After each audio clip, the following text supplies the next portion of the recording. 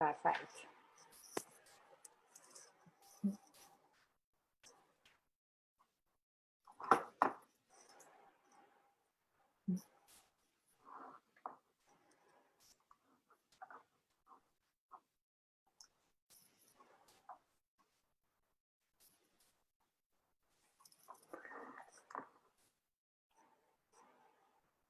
Okay, so we're now live. Let's just pop us into gallery view so everyone can see both of us, Nicola. So good evening or good afternoon, everyone, depending on where you are. We're just going to give you a few minutes because we've got a few minutes until we're due to start, and wait for a few of you to come online. So today, we are going to be speaking to Nicola Humber, who is an author. She also started the Unbound Press, and she also works with women that want to write books about all things that help develop women's issues, that sort of stuff. And I first came across Nicola doing her a challenge that she offered on Facebook to do with writing that was so much more than what I expected it to be, is what I would say. I thought I was just going to learn a little bit about writing, and instead it opened me up to realizing, oh, I'm really thinking about some things in a bit too much of a linear way. And that's one of the reasons why I invited Nicola to come and chat to us all this evening, because for me, the magic of her work is that it goes through so many different layers of the onion. She'll be talking about one thing and you'll be thinking about another part of your life, and you'll be like, how does that even happen? So that's a little bit about my experience in Nicola's work. I also read her book, which I have a copy of here, her latest book, which is called Unbound. And this book it's more than just a book. It's got lots of exercises in it. There's so many things where, you know, it doesn't matter if you've done therapy, if you've done lots of lessons, lots of personal development work before, I guarantee you will find something in this book that you have never done before. There is a brilliant exercise about how we talk to ourselves on the inside, and in particular as women, about our bodies. We all have hang-ups about so many things, and Nicola gets you to look at those comments and those thoughts that you have about certain parts of your body and look at the bigger picture of what that means for you. So if for those that don't win a book this evening, I'd highly recommend it. It's absolutely brilliant. So many brilliant ideas. Nicola, I wanted to ask you as well, because I haven't read your book, the Killing the Inner Good Girl book. Is that the right title? No, but maybe I always say in my head, killing your inner good girl. I don't think it's that violent. It doesn't strike me as it's not. It's not, but you know, I think, yeah, maybe that says a lot about you, Holly. It does. Killing the inner good girl. I have been watching Vikings on telly. Yeah, so. there you go. It could be one approach, you know. A very unbound approach. It's actually called Heal Your Inner Good Girl, but sometimes people do hear that as kill your inner good girl. So I understand that it's a healing process rather than a killing process. Very important, because I actually did hear it that way. It's somewhere in my head, that's how it's gone through. Yeah, but there you go. I mean, vision into my psyche. I know. Oh, that's so funny. That's so funny. I mean, in the book, I actually talk about, and thank you, by the way, for everything you just said. That's so gorgeous to know that you experienced the book and the Unbound Writing Challenge in that way. That means so much. And heal your inner good girl. Heal your inner good girl. Yeah. There we go. Tell me a little bit about that book. Yeah, because the inner good girl I talk about is the part of us that is always wanting to fit in, to get it right, to please others. So she tends to cause us to lead our lives in a way that isn't really us. You know, it doesn't reflect who we truly are. We end up doing things because we think they're going to be accepted or approved of by other people, rather than doing what we really want to do for ourselves. And it speaks to, you know, what we're going to be talking about this evening or this afternoon, where I am, you know, that cyclical way of living, because the inner good girl tries to do, well, what she's been told to do. So, you know, she can end up living her life in this really rigid way. And the book takes us through this process to, rather than trying to push that part of us away or kill that part of us, it's more about kind of getting to know her and letting the inner good girl know it's okay, you don't have to work so hard. You know, you can play, you can have fun, you can just relax, and actually allowing the unbound self to come to the forefront, that part of us who wants to, well, the part of us that fully expresses all that we are. So it's allowing a bit of a rebalance between the inner good girl and the unbound self. Yeah, I mean, I think for me, my inner good girl was certainly overriding myself in life when I think about work and career, and probably lots of other areas of life as well. And I think for me, I almost did have to kill her off a bit because she was so determined to hold on. Yeah. She can show up in different ways. When I think of my inner good girl now, most of the time, you know, it's kind of my inner child, and, you know, me when I was younger and I learned these lessons about, or received these messages about who and how I should be in the world. So I can feel quite tender towards her. But certainly for a long time, she was quite bossy, and she was quite overriding and really pushy. You know, she would really push me to keep going, and it doesn't matter if you don't like it, you've just got to keep going and push through. So yeah, that's a part of her that's certainly not so comfortable to be there. So I can understand her desire to kill her off.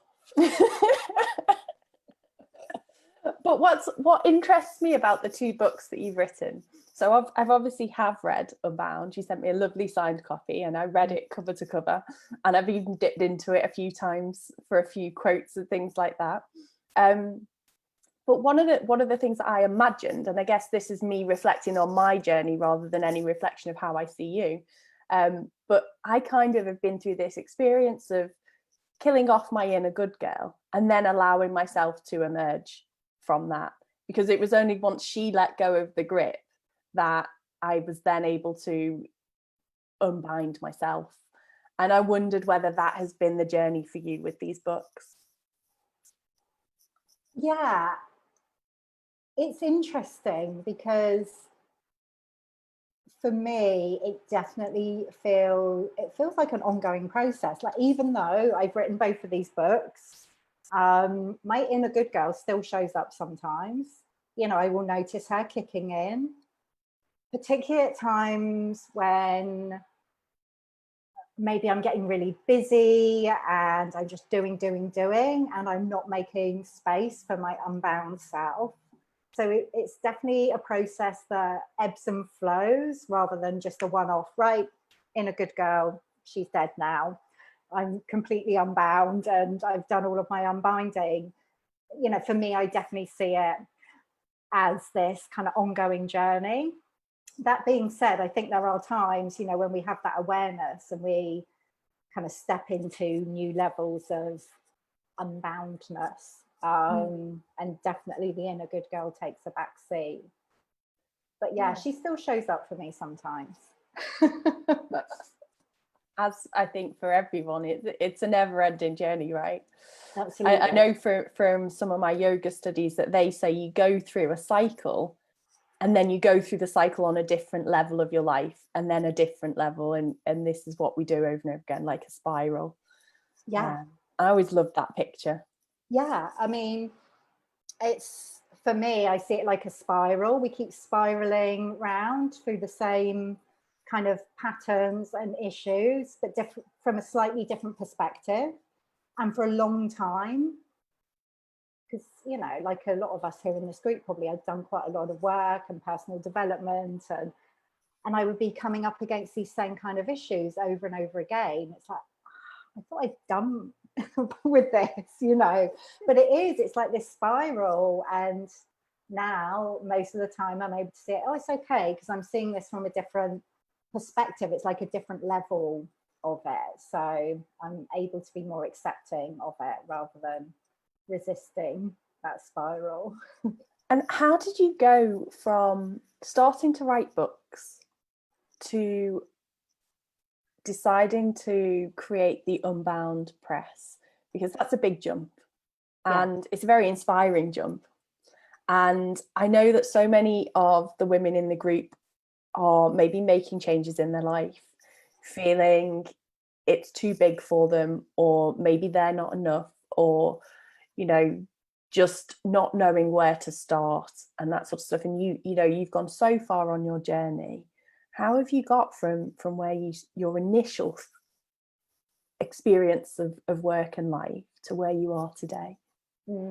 Yeah, that's such a great question. And to be honest, it's not like I really decided to start the Unbound Press. It's an opportunity that kind of felt like it came to me from the universe, was like dropped into my lap. And how I got to where I am now, you know, it hasn't been this straightforward linear kind of process. You know, you spoke about that idea that we should kind of do things in this linear way, which I think that's how we're taught we should do things. And I made the decision to leave my job in finance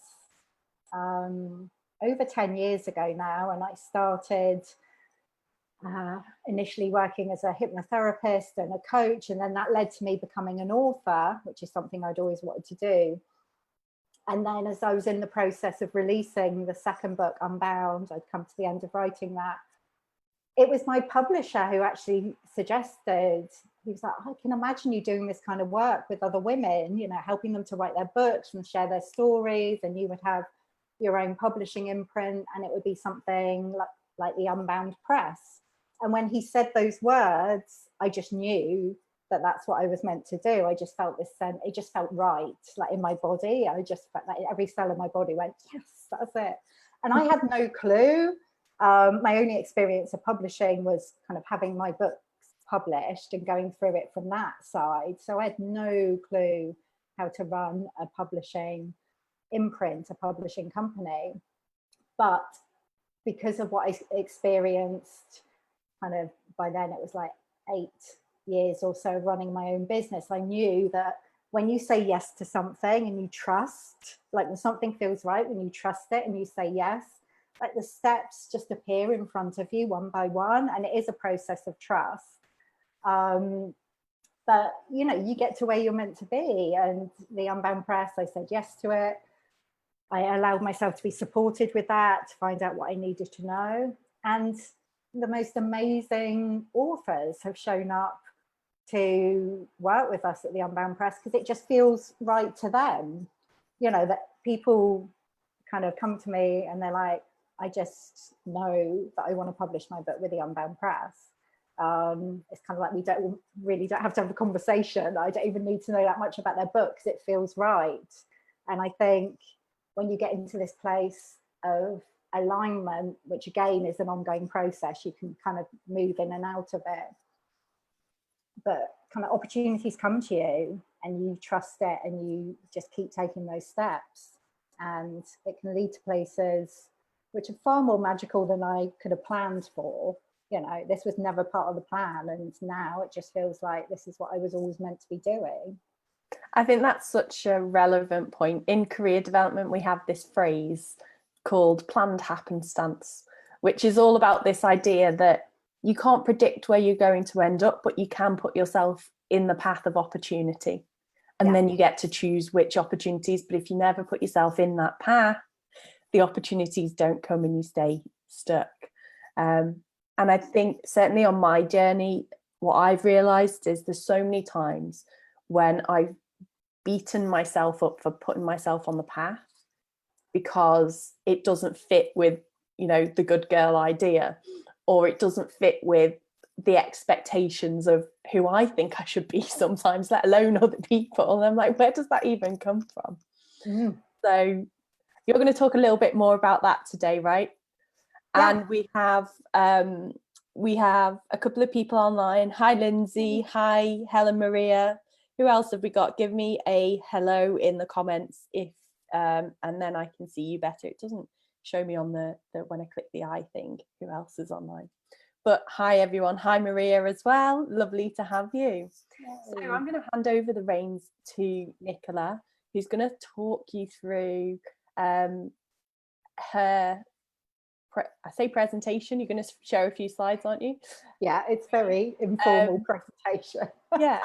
She's going to talk to you about cycles and what is a cycle, how do these things affect our lives, and give you some brilliant new thoughts that you maybe never have come across before, or maybe you have come across them but never known quite how to apply them, which I think was where I certainly felt. I was like, the light went on when I heard Nicola talk about this stuff. So I'm going to pop you over on to speaker view. So it's all over to you now, Nicola, and I'm going to if there's any questions or comments, I'll just let you know as we go through. Is that all right? Yeah, fantastic. Happy to have questions and comments coming through as we go. Amazing. Thanks, Holly. Okay, so I'm going to share my screen. And I've got these slides. I said to Holly before, they're more for me to keep me on track. And they'll be helpful for you to kind of anchor into what I'm sharing. But yeah, there's this is quite a big area to be talking about, this whole aspect of honoring and harnessing the power of your cyclical nature. So this, I guess, is a bit of an introduction, and I'm going to be talking about different aspects of it, like different layers of living a cyclical life and how to live and work in a way that is in alignment with your cyclical nature rather than constantly battling against it, which is kind of what we're taught to do. And then you may want to go off and do some more reading or looking into this a bit more, but certainly just being curious about how this shows up for you in your life. So I'm going to be sharing a little bit about how your cycles are actually your superpower and how to see them that way rather than, like I said, constantly fighting against them. So what are the cycles that I'm talking about?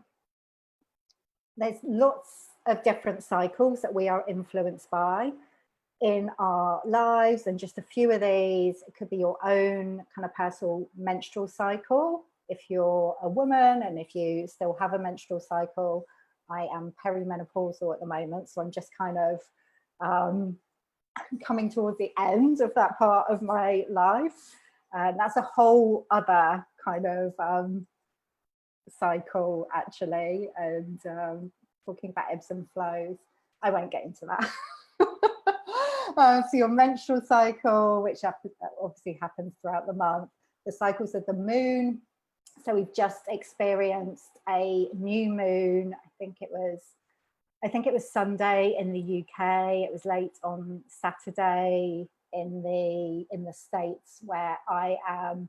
So, you know, every month or every kind of 28 days, we go through the moon cycle and the different aspects of that. And energetically, we will feel different.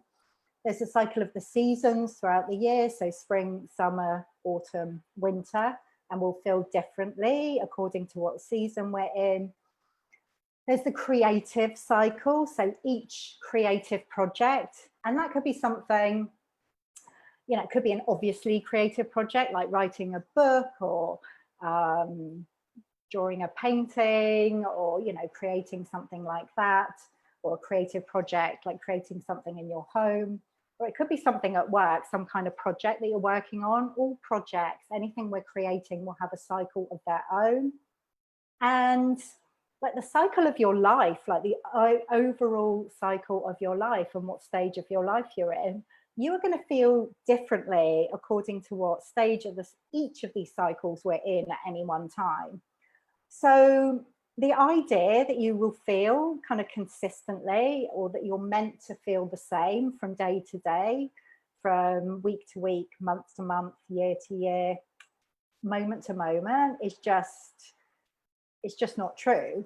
And generally we're taught, particularly at school and at work, if we're working in a corporate environment, we're taught to deny and override our natural cycles rather than to allow them and appreciate them and work with them. And often we'll see them as an inconvenience, particularly the menstrual cycle is one we'll probably be more aware of personally. And I think very often women can certainly see that as an inconvenience and, would just like to get rid of it completely. And sometimes we'll take medication in order to do that. But the thing is, whatever we try to do, we can't, we're always going to be impacted and influenced by these cycles. And it can make us feel wrong somehow because society doesn't appreciate this way of being. It expects us to operate in this much more linear way where we feel kind of consistently level all the time. So it can make us as women feel wrong, especially in our bodies. And the truth is, in education and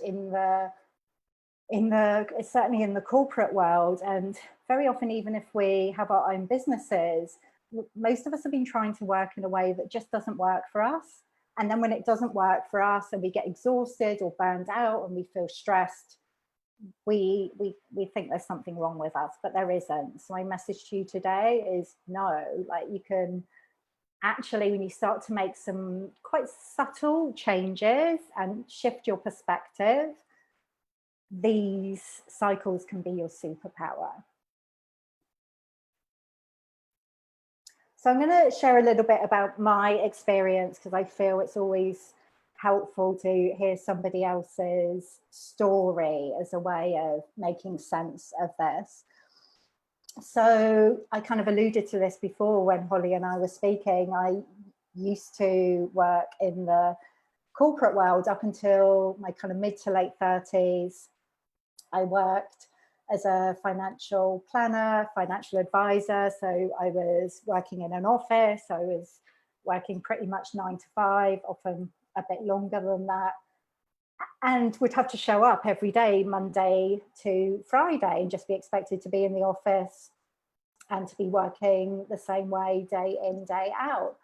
And particularly towards the end of my, I was going to say end of my life, but end of my experience of working in that environment, I was just finding it harder and harder because there were some days where I just felt, it wasn't even exhausted, but I just I felt like I needed to step back completely and just have time just to be. And I wasn't getting that because I was expected to show up in the same way day after day. And the environment that I worked with was very male. Most of the other financial advisors I worked with were guys. So, this wasn't so much of an issue for them, but certainly I was noticing how my energy ebbed and flowed and my working environment didn't allow for that.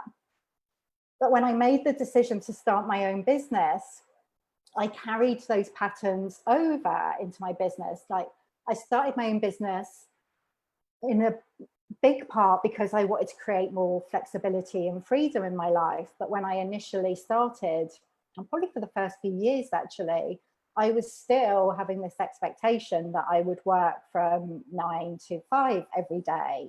Or actually, I was working even longer when I started my own business because it felt like there was so much to do. So I was still working in this really rigid way and having this expectation that I would just keep going and push through however I felt, which led to me pretty much burning out within the first few years of my business because I was exhausted. And then I started doing some research and hearing more about how you can really harness the power of your cyclical nature, and started reading some of the books and enjoying some of the work of some of the authors. I've recommended some books on the worksheet for you, like Lisa Lister, Miranda Gray, amazing teachers in this area. And it was like a light bulb moment. It's like, okay, I don't have to be showing up in the same way every day, every week. I can allow myself to ebb and flow and to take time to rest and be in action at some points, and another times be stepping back. And it completely shifted the way that I ran my business, certainly now how I operate within my business, and also with what I teach around writing a book in terms of creativity is, you know, there doesn't need to be this expectation that you will just be showing up rigidly regardless of how you feel. We are meant to experience different levels of energy at different stages of the many cycles we operate within. And actually resting and doing nothing is a really important part of that. And if we don't allow it, then certainly we won't be able to create very powerfully, and we can actually end up burning out. So this is a really important aspect of how I work with the writers that I work with now, but it applies to kind of every area of our life. And actually, I've been doing this for a number of years now. And at first, my husband, because he's an engineer, he just did not get it at all. He'd be like, what, why? You know, it feels like you're really different today. And I'd be like, oh, well, it's coming up to full moon, or, oh, you know, I'm about to get my period. So, you know, I'm just feeling this particular way. And now he can spot it more easily than I can. It's like, if I'm feeling a particular way, he's like, well, you're on day 4 of your cycle, so you're normally like this on that day. So, you know, as an engineer, he's been able to appreciate how my cyclical nature works and get on board with that, which is wonderful. And this also flows over into how I work with my team now, like the team at the Unbound Press. All of the women that I work with, they've read Unbound, and, you know, they're kind of creating their own unbound lives in their own different ways.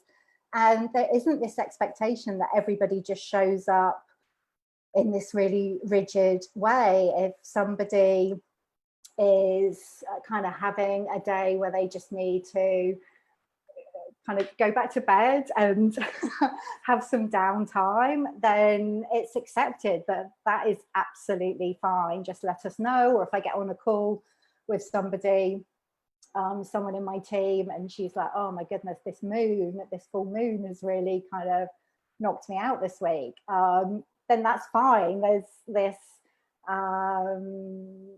gorgeous appreciation and acceptance of how we ebb and flow, and we're able to work with that in the business.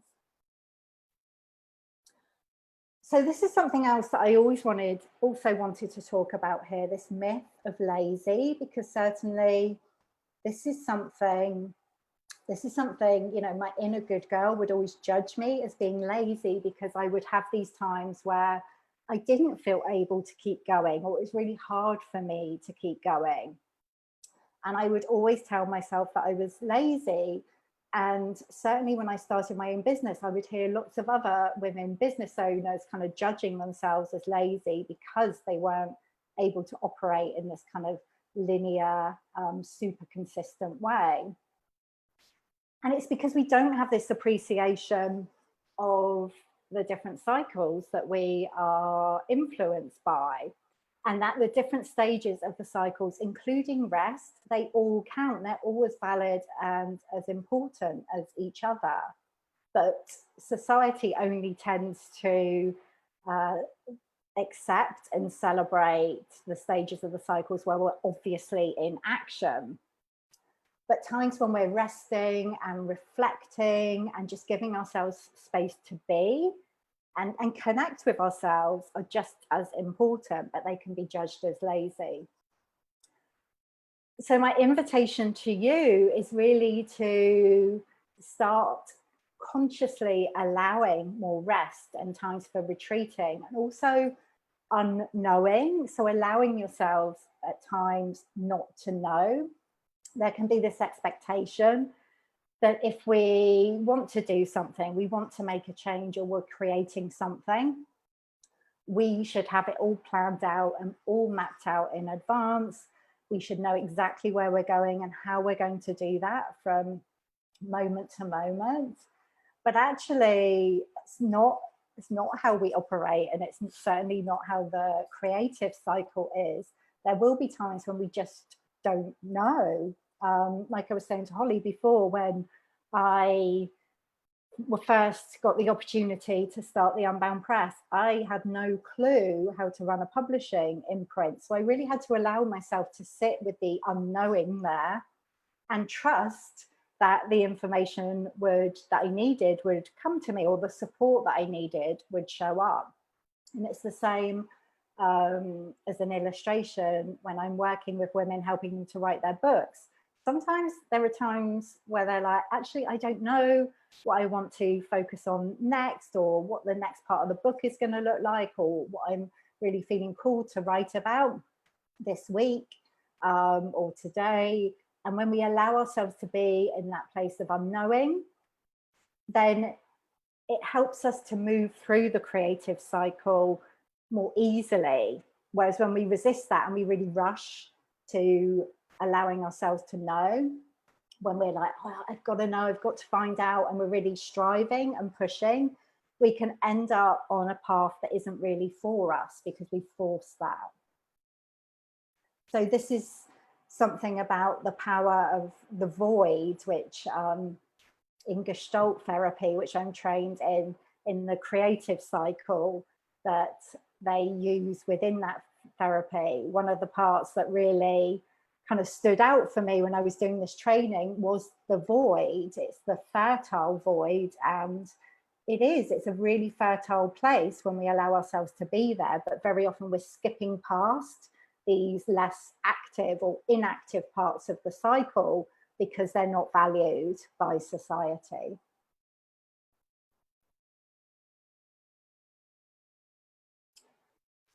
So another one of my invitations to you today, and this will be like, you can experiment with this week, but certainly moving forward, is to, just play with doing less. There's something called the 80-20 rule. I think it's Pareto's rule. I don't know if I pronounced that correctly, but generally it is law. yeah. Thanks, Holly. But you get 80% of your results from 20% of your actions, and shows up in different ways. But I've certainly found that to be true in my business. We can end up doing a lot of busy work, and this is the same, whether you're working for yourself or with an organization, and collectively within organizations. I would suggest that a lot of the work that happens is busy work, just work that's keeping people busy. It doesn't have that much value. So my invitation to you is to really focus on the 20% of the actions that you take that are going to create 80% of your results. I've certainly found in my business, when I allow myself to do less, I get much better results, and I feel better as well, because I'm not just kind of endlessly keeping myself busy. It can be quite challenging. It can be very challenging to do this, particularly as a recovering good girl who, the good girl wants to be seen as being busy. But when we allow ourselves to step back from that, we can actually be more powerful and get better results. And this applies to consistency as well. I mean, I hear this so often, you have got to be consistent in order to be successful, which I get to a degree, but this consistency, it doesn't just rely to action. It also relates to being consistent in terms of allowing yourself to rest and look after yourself. It applies to kind of what you eat and the exercise you take, and just allowing yourself to be more holistically consistent rather than simply with action. So this is about honoring consistency in all areas. And I think, you know, probably most women can identify with the fact that we don't allow ourselves to be consistent when it comes to things like rest or taking time out. And I know, you know, particularly maybe if you're starting your own business or you're working in a corporate environment, it's like, well, how can I allow all of these different parts of my cycle? How can I just kind of take a day off to rest or a week off to rest, or just say to my colleagues, oh, okay, I'm not feeling it today, so I'm just gonna relax. But even if you just have an awareness of this, and maybe just for kind of 30 minutes in the day, you know, in your lunch hour or the beginning or the end of the day, you allow yourself some space, that can be super powerful. Just having, like I said, an awareness of this aspect of yourself. And something I like to talk to my clients about is allowing yourself to be either inconsistently consistent or consistently inconsistent. I think inconsistently consistent, that sounds better. But it's recognizing that you're not going to feel the same all the time. And yes, you probably will be able to keep going most days, but there will be some days where, like, whatever it is, whether it's with exercise or at work or maybe with your diet, whatever it is, there will be some days where it's like, oh, this just feels like super hard today, like I'm not meant to be doing this. And just allowing yourself to have some time when you're inconsistent can be incredibly powerful, because again, it allows you to move through it, like any resistance, more quickly, rather than like trying to force yourself to stick with something. And this also relates to, and this might not sound really appealing, but this is an important part of the cycle as well, allowing those times when it might feel like everything's falling apart. I think we can all have those days when we wake up and it's like, oh, it just feels like nothing is going right today. And maybe we have those days where we're feeling hopeless about life in general, about something we're working on. It's like, I don't think this is ever going to come together. And again, this can be part of the natural cycle. So rather than going, oh, well, I'm feeling like this, so it must mean I'm not meant to be doing this, I'm not cut out for this, I need to do something different completely, or, you know, I'm just not good enough. When we recognize it as like, no, this is natural for me to have times when I feel like this, so I'm just going to allow myself to be with it. It enables the cycle to shift and for us to move through it more quickly. So actually expecting consistency can hold us back in a lot of ways, because we can get stuck in resistance around that. Whereas when we allow it, it can move through more quickly. So this is an aspect of cyclical living, which I love, which is thinking about the season of your life that you are in. So if I ask that question now, what season of your life are you in? Does it feel like you're in the spring? In archetypal terms, which I won't go into, there's a book that I recommend on the recommended reading by Miranda Gray, which goes into this in more details if you want to dive into it. But this is the maiden, it's new beginnings, where everything feels fresh and new, and you're feeling a lot of creative energy. It's all bubbling up when it comes to projects. So you may be feeling like that right now. You may be more in your summer, which the archetype for the summer is the mother. In terms of your menstrual cycle, this is ovulation. So it's a really kind of juicy and creative time. Then there's autumn and fall. And the archetype here is the enchantress, which I love. So in terms of your monthly cycle, if you have one, this will be your premenstrual time. This is perimenopausal. And this tends to be the time when we're kind of in no nonsense. We've been through the maiden and that kind of innocence, and then maybe the mother, and that doesn't necessarily have to be in terms of having children, but in terms of a creative project, in terms of creating in that sense, kind of mothering, birthing a project into the world. And then when we get to the autumn, the full time, the enchantress, we've been through those stages. It's like the enchantress, she knows who she is and she doesn't take any nonsense from those around her. And this is when you are stepping into your wisdom.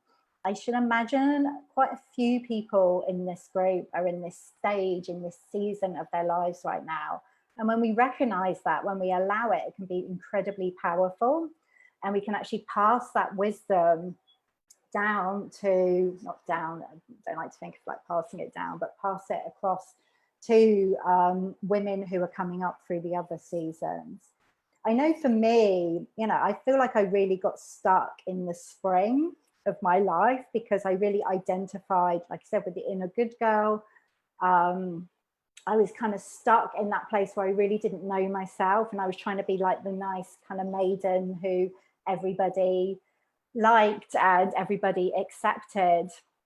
And a big part of me, you know, of actually moving into this new phase, this new season of kind of autumn, the enchantress, was allowing my hair to, my natural silver, my natural grey to come through, to kind of let go of that idea that I needed to be continually youthful and to embrace who I really am, which has been incredibly powerful.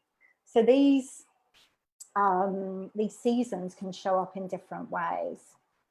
And then we move into winter, which is the crone, which again, you know, that's a word that is being used in a really negative way a lot of the time. A lot of women I speak to don't like that idea of the crone, but actually there's a couple of writers that I'm working with at the moment who are actually writing about the crone and how this is a really powerful stage of our life.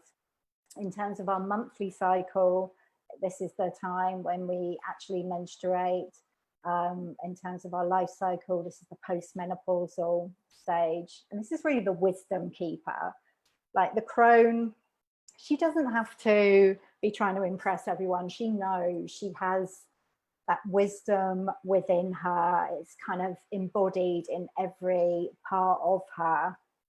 And like I said, she's not trying to impress, she just is incredibly powerful. Can I ask a quick question there? Please, yeah. So we have a couple of people in the group. Helen Maria says that she's autumn. One of the things that I'm wondering as you are talking through the seasons of life is, do these relate to age at all? And I'm trying to place myself and I'm thinking, oh, maybe I'm summer, but maybe I'm autumn, but then maybe I'm the crone. I don't know. Yeah. I mean, they can, again, there's a lot of different material out there around these different kind of archetypes and these different seasons. So I'm not going to say that I am a complete expert on this, but the way I approach it is we don't kind of move through them in a linear way. You might have different times of the month or the year when you're feeling more kind of in your summer, in the mother stage, when you're really creative and you're cooking things up and getting ready to birth them into the world. And then there will be other times when you are more in your autumn with the enchantress, and yeah, other times when you're more in your crone. So again, you can ebb and flow between them. You don't have to pick one or the other. But I think generally, you know, I can identify for myself, generally, I'm kind of in the autumn at the moment in my life overall. But I have times when I'm kind of embodying the maiden and feeling more kind of playful and excited about new beginnings. So you don't have to pick one and stick with it, but there will be one probably that speaks to you more obviously. Does that make sense? Yeah, it does definitely make sense. I'm reminded of other other methods that I've learned about in coaching and in various and in yoga as well, and how actually there's a cycle within a cycle so often. So, you know, our lives, some people believe that our lives work on a 7-year cycle. So you go through a big lesson over 7 years, and within each of those years, that each year has its own cycle, and each month has its own cycle, and each day even has its own cycle. Exactly. So, you know, when we start looking at life in this way, that expectation that we will always feel, or that we should always feel the same way, and we should always be able to be taking the same level of action, it's just, it's ridiculous, because it doesn't follow the natural pattern, does it? No, it doesn't. And, you know, I say here, society really only tends to value kind of spring and summer, those more kind of action focused times. And certainly in terms of women, as they move into kind of the later seasons of their lives, they're not really celebrated or acknowledged. There's this expectation that women become invisible and really step back completely as they get into their autumn years and the winter years. And ideas like the crone have been, like I said, seen as a really negative thing. Whereas in the past, these were the years when a woman was really stepping into her power and taking a very important role within the community as the wisdom keeper, as the wise woman. So I think as well, I'm reminded of how so much media today focuses on the spring, the maiden. Yeah.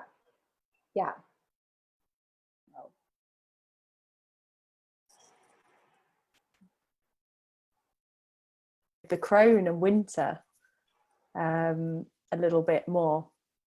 Yeah. Oh, so we just appear to have lost connection. Was that me that disappeared or you? I don't know, but I think we're back now. So that's good. It was society not wanting us to talk about the crone. It was like, no. And the other thing that we were just saying in the group, the fact that so many of us feel guilty for being in this part of life where we're not in this constant action phase. Yeah. Oh no, I think we've lost connection again. I'm not sure. I can hear you, and I did hear you. It froze the picture, but I could hear you.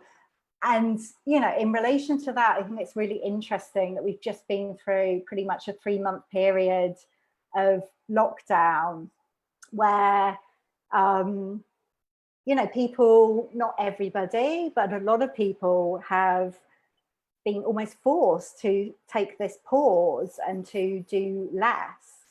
And it's something that a lot of us can be really uncomfortable with because we're not used to it and we haven't been taught, we haven't been encouraged to do that. So if we can take that, the lessons from that through into our lives moving forwards, I think that's going to be really powerful. I'm hoping you can still hear me, Holly, because it's frozen again, I think. Are we back? Could you hear me then? Because it froze for me.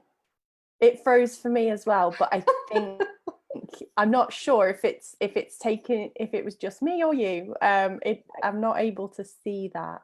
I'm just watching in the Facebook group, and I can't tell from that either. It's fine. It's all good. It's all good. Maybe somebody can give us a comment in the group and let us know, did you hear Nicola or me then? We had a bit of a connection issue. And if not, we can come back to it at the end. Yeah. Indeed. I'll let you carry on then, Nicola. Fantastic. Thank you. So I wanted to touch on setting goals that work for you, because I know a lot of you here in the group are maybe thinking about making some changes and would be thinking about setting goals And I want to encourage you to do that in a way that feels good and doesn't set you up for failure because you're trying to do them in this rigid kind of linear way. So when you're thinking about goals and what you want to create and any changes you want to make, I want to encourage you to factor in all stages of the cycle. So not just the action you're going to be taking, but how can you allow yourself space around that? How can you allow these natural times when you are maybe going to be wanting to step back and rest, and also to have an awareness that you will go through these times when you kind of don't know what your next step is, and that's all okay. Very often when we allow that space, the answers will come to us, but we need to allow ourselves to sit with that unknowing. So this is about allowing the ebb and flow, the natural ebb and flow of our energy levels, and embracing all the different aspects of you. You know, very often, and I tend to hear this mostly in the writing mastermind that I run now, because that's kind of the main place where I connect with the women I'm working with. But there can be this sense like they're working on their books, and if they're not actually kind of showing up every day and writing, it's like, oh, I don't feel I'm being that productive. But productivity, it isn't just about action. You know, in order to produce, to create, as I've been saying, we need to allow times of rest and times just to be. And even if that is just for 5 minutes, like during your day, like getting up from your desk, I like to go outside if I can and just kind of put my feet on the earth and just allow myself some time where I'm not looking online, you know, I'm not scrolling on my phone, I'm not reading anything, I'm just allowing myself to be. You know, that can help me to tune into what's the most powerful thing for me to do next. So allowing all of this when you're setting your goals. And as I said, you don't have to be like all in with this. You don't have to be like, right, okay, I'm going to take this whole week out because this is the time in my cycle when I'm going to need to be resting like every day. You can do that. If you can, then that's fantastic. But even if it's just for 5 minutes every day, when you're allowing your cyclical nature, then that is going to be really powerful too. You can just experiment with being more responsive, more accepting of your cyclical energy. So I'll just quickly run through the homework, and it's more like home play really this week, and you'll find it on the worksheet that you've got. I mean, the main thing is really to start paying attention, or paying more attention to your cyclical nature, to these ebbs and flows of your energy, just noticing any particular days, what you're feeling called to do or not do, and, you know, listening to that and acting on it or not acting on it as much as you can. Reflecting a bit more about the season that you're in right now, and what the gifts are of that season and how you could embrace and share these. To experiment with doing less. I always think this is a really powerful thing to do. It can feel really counterintuitive, but sometimes the less you do, the more powerfully you can create, because you're focusing on the most powerful things. And the recommended reading, which is on the worksheet as well. I think there's 4 different books that are really amazing. So yeah, doing some further reading on any of those you feel called to do. There we go. I think that's it. So like a whistle-stop tour of your cyclical nature. Fantastic. So Nicola, one of my burning questions as I listened to you talk through all of that, and it's also reflecting on my own journey since reading your book, I've certainly been tuning into my own cycles much more. And one of the things that I realised I was starting to do was almost put a pressure on myself to fit all 4 seasons in every single day. it's still this consistency brain that we have, and also this sense of guilt that comes when I really noticed after reading your book how often I feel guilty or beat myself up for letting myself have a lie in, or not running every single day, or this sort of stuff. And I wondered, how has it developed for you?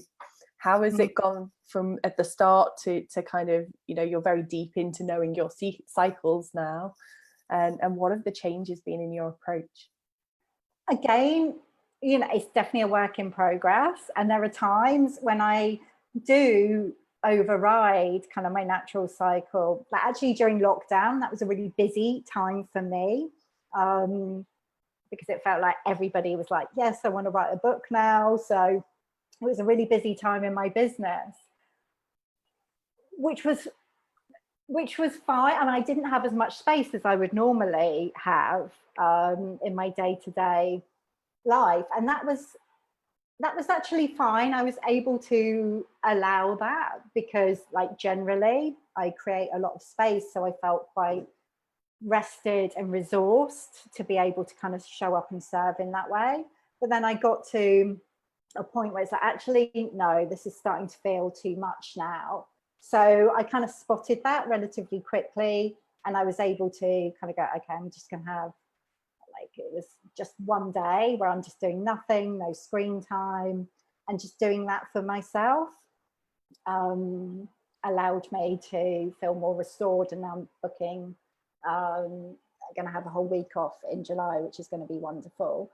So it's not being really regimented with this. And I think when we first started, it's like, okay, there's all of these different kind of parts of the cycle, and I need to make sure I'm allowing all of these like each day and each month.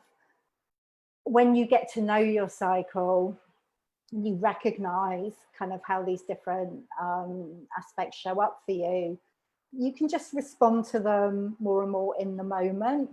And you get to trust your cycle more. So if you're in a time when maybe it is very busy, that you can do that, even though maybe that's not your natural style, because you will have built in times to rest kind of later on. So you can be a bit more flexible with it. Does that make sense? Yeah, totally makes sense. Totally makes sense.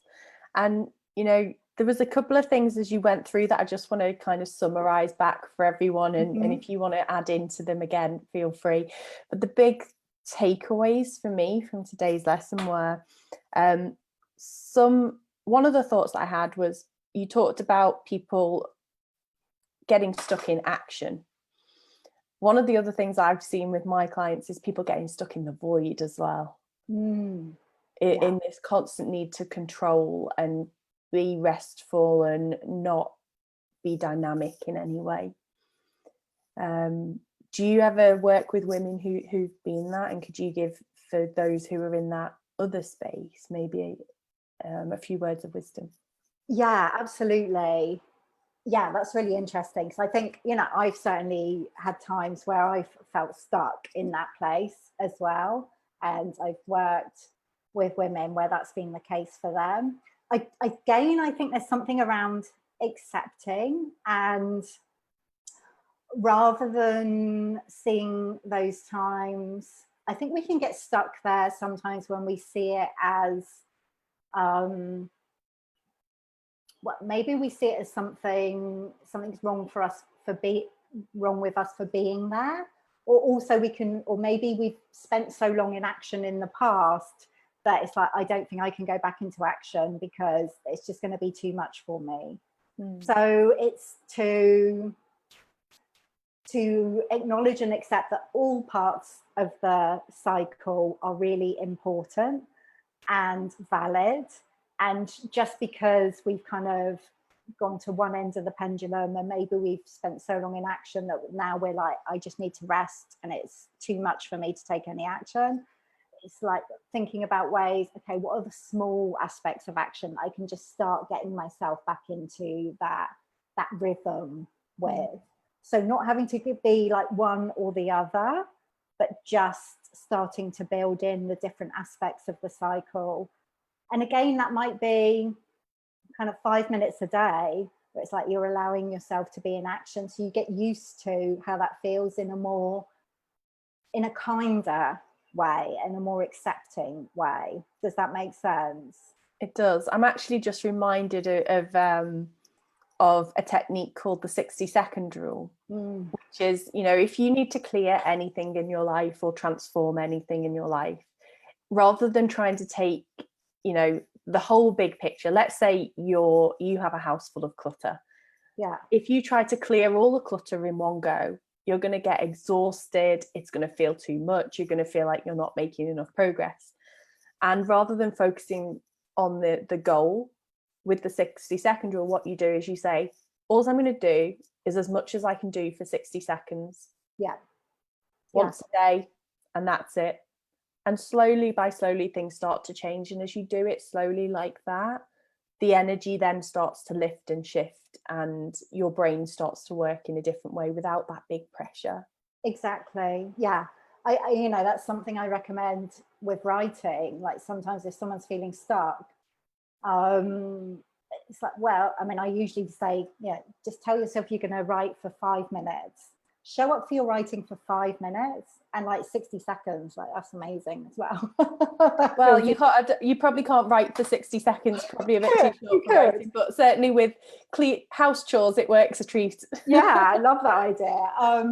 But yeah, if you can just show up for a really small amount of time and tell yourself, I'm just going to do it for 5 minutes or however long it is, then very often you will feel, oh, okay, you might find yourself doing some more, or you might be like, actually, no, that's enough for today. But either way, you've kind of sent a message to yourself that you're able to do that, and you are experiencing different aspects of the cycle, which help you to start embodying it again. Yeah.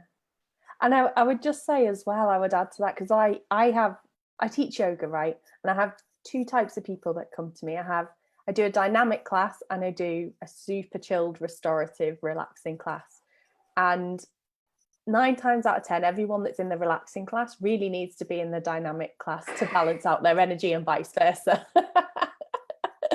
And what I've noticed over the years is we tend to identify with one of those energies more than the other, as in that's us, that's me, I'm just the kind of person that needs more rest, or I'm just the kind of person that needs to always be on the go, I can't sit still. And so often what I find in both sets of those styles of approach to life is that in both cases there's an avoidance of what might come up for you. And so if you're feeling fearful, or if you're identifying with one and going, well, I couldn't possibly go into any other part of the cycle, I would say go with that this week. Really give yourself 60 seconds permission to explore it and just see what happens. See it as an experiment.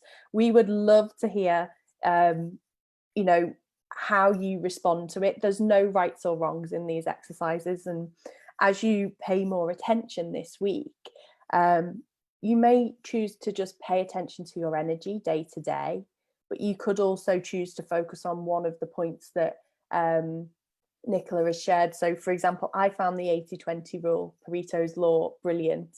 You talked about this in your book, and I was like, gosh, I'm an engineer by background. I've heard of that. I know that it makes sense. I've been taught it on management courses. And I thought, why have I never applied it more in everyday life?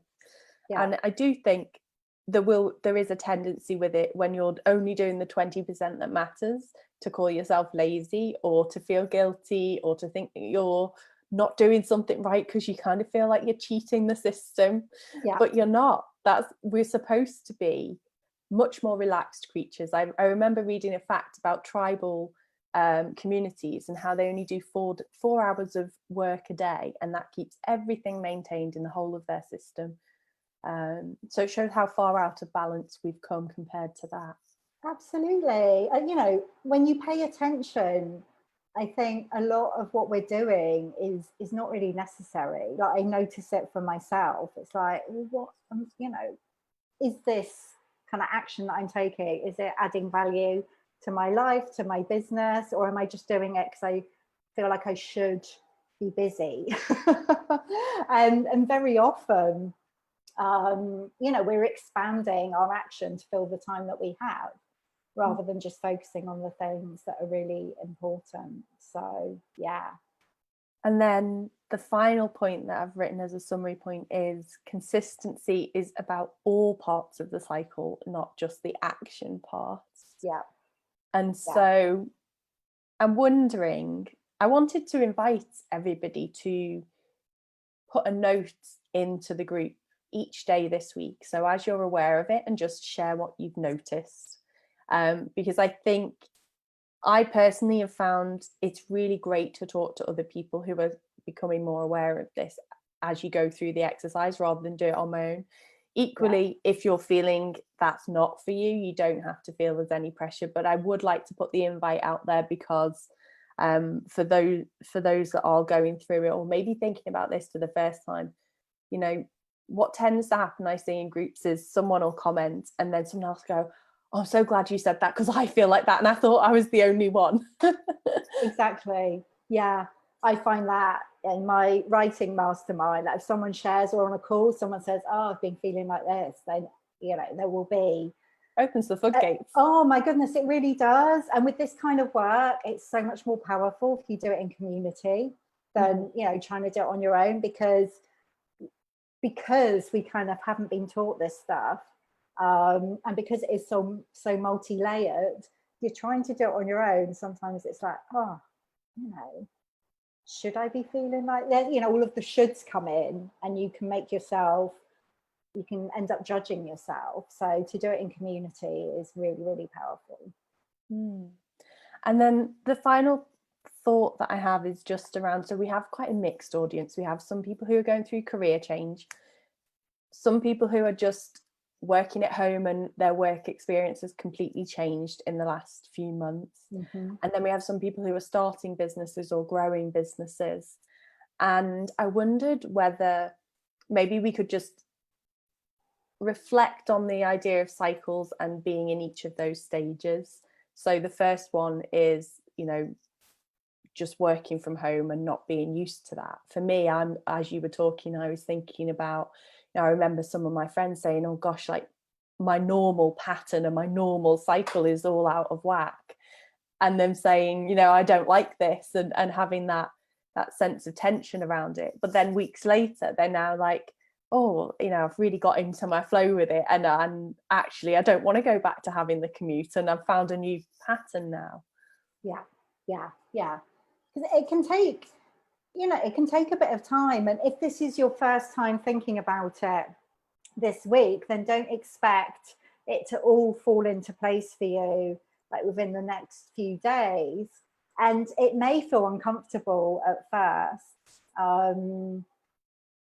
But I think it's really important to allow yourself to be with that discomfort, because that's how you find kind of the cycle, the pattern that works for you, rather than, you know, if you are working from home and it's new for you, rather than immediately trying to create all this structure so that you feel kind of more comfortable.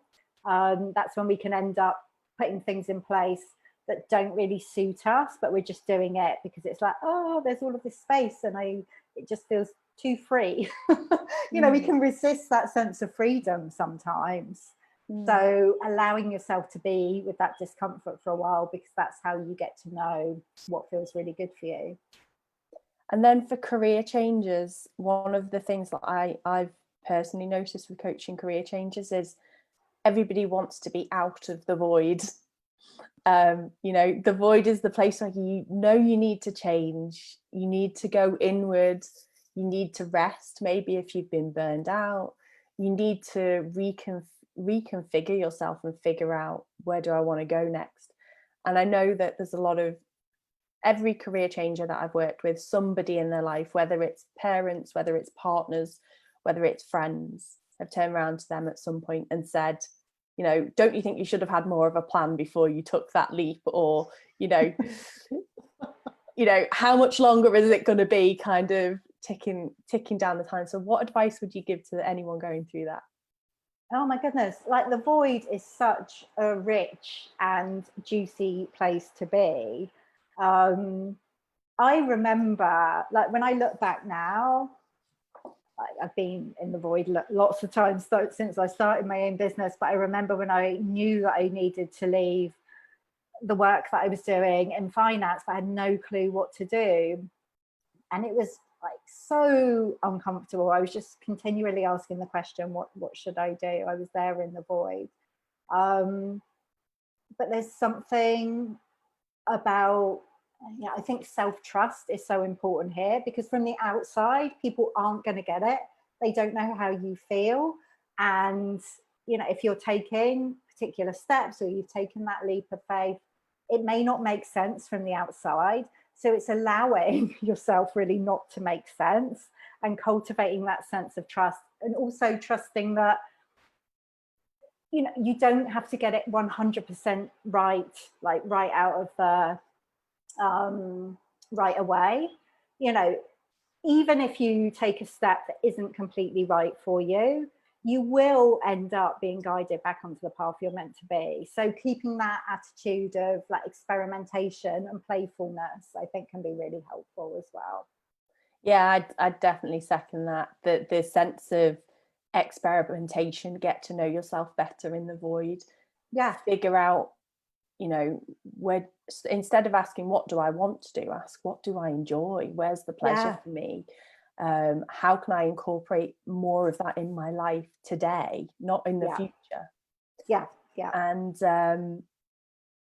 also, you touch on that point really clearly about trusting yourself.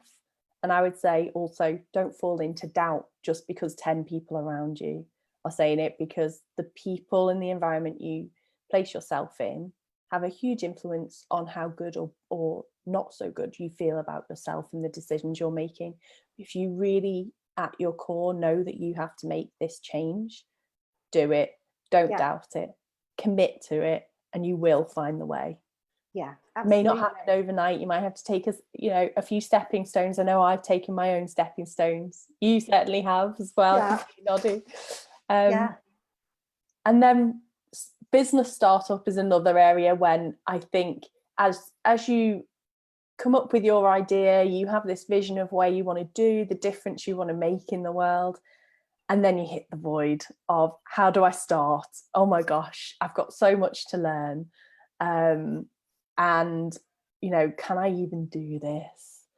And, I think sometimes also when you start to work for yourself, every issue that you have that you've never faced, it hits you in the face. You can't run from it. You can't blame your boss anymore because you're your own boss. So if you're not enjoying work, it's down to you, So again, this is another, I think there's so much pressure to run into action. And I know you talked about that in your video or somewhere. I can't quite remember where I put it. Yeah. Again, like, this is all about being gentle with yourself and not expecting it all to kind of unfold perfectly right from the beginning. And as you're speaking about that, like if you're in the business startup phase, like this is something, these kind of doubts and this feeling of being in the void is not something that happens right just at the beginning. You will experience this at different times throughout your journey in your business. So it's kind of allowing yourself to get used to it. And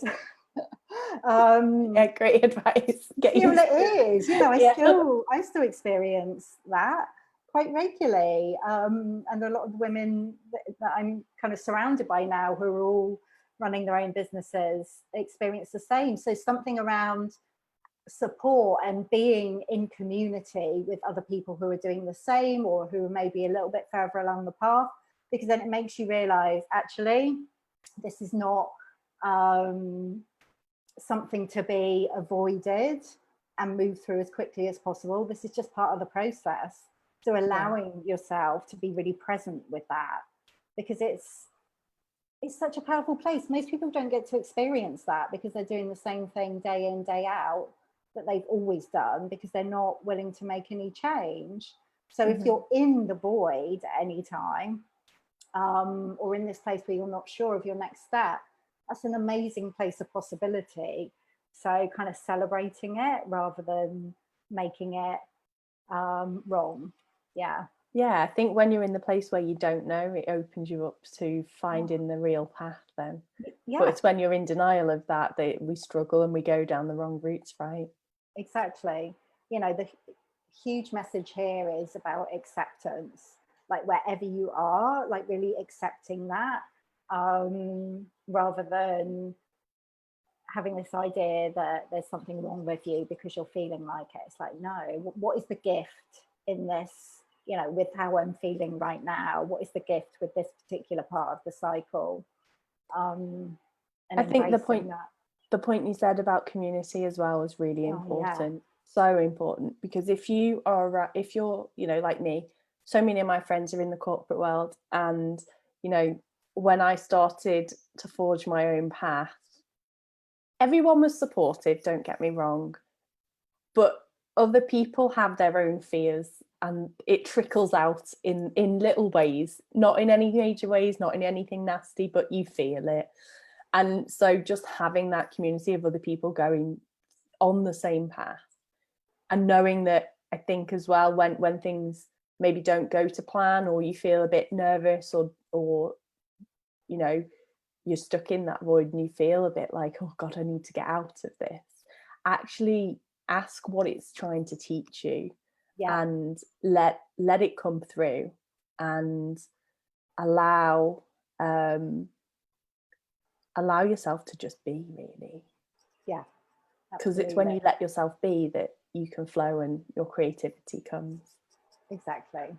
And I would probably say the same for growth personally, but I don't know if you would say something different, Nicola.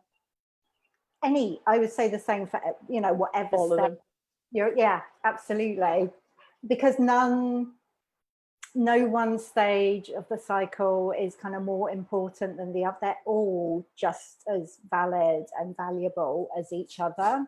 Mm-hmm. So yeah, it's really kind of accepting each one as you move through it, and allowing yourself to experience the learning of that and to see the gift in it. Yeah. Amazing. So it would be great to hear from you all as you watch this video over the next few days, and you start to be aware of paying attention to the seasons and your natural ebbs and flows. Nicola and I would love to hear from you. So even if it's just you take 5 minutes for yourself at lunchtime and you drop it in the group, you can always email it to me, holly@evolving.careers as well. And if you have any questions about this, Nicola is going to be joining us again on Thursday evening, same time, 1 p.m. Eastern time, 6 p.m. UK time, British summer time. And yeah, we're really looking forward to hearing how you've got on with the exercise. If anything comes up for you, if you have any questions, that is the place to come and ask us. And don't be shy, do come live, because you know, you will get out of this experience as much as you are brave enough to put in. And it does take bravery. It really does. And you will get, you know, we're here to serve you, and you will find the answers if you can ask them to us. So, you know, as you notice and pay attention this week, pay attention also to the questions that come up for you. Yeah, absolutely. Yeah. And then we have had one person who's contributed really well in tonight's live, Helen Maria VC. I think I'm pronouncing your surname right. I used to have a friend with that surname. And I wondered whether that might be the right person for your prize today, Nicola. Yeah, absolutely. That sounds amazing. And I mean, yeah, I would love to gift a copy of Unbound to Helen Maria. So yeah. Amazing. Congratulations, Helen Maria. You have won a copy of Nicola's book, Unbound, which is here, which I'm sure you will love as much as I did. It's just got so many goodies in it, so many different ideas. So A massive well done, and thank you for showing up live and for all of your comments in tonight's group. I just wanted to close with one of the things that Helen said in her comments, which was she loves the idea that success of the human race is because the menopausal woman helped look after her grandchildren. And that was really a powerful contribution to help the younger summer women who are now really struggling with the pressure of young children. We have undermined that position for the autumn woman. Yeah. Oh, that's so gorgeous. Isn't it just? It really is. Really beautiful. Helen says, thank you so much for the book. You're very welcome, Helen, Maria. Oh, yeah, wonderful. Wonderful. And, yeah. No, I was just going to say there's a whole chapter in there on cycles, so as well as like lots more. So I think you're going to find that really helpful. So Helen, if you just send me a private message in the group, and I will organise for Nicola to share that book with you. And I look forward to hearing from you. And apart from that, we will see you same time, same place on Thursday. So have a good evening, rest of the day, wherever you are in the world, and we will see you then. Take care. Bye. Bye.